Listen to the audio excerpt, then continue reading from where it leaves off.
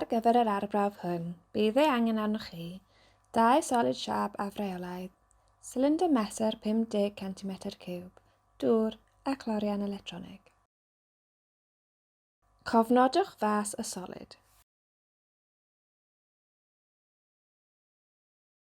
Llenwch y sylinder mesur â dŵr hyd at 20 cm3 a chofnodwch y cyfaint.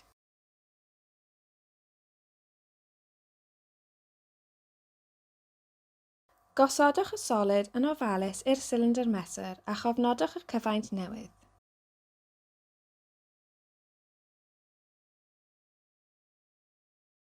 Ailadroddwch ar gyfer yr ail solid siâp afreolaidd.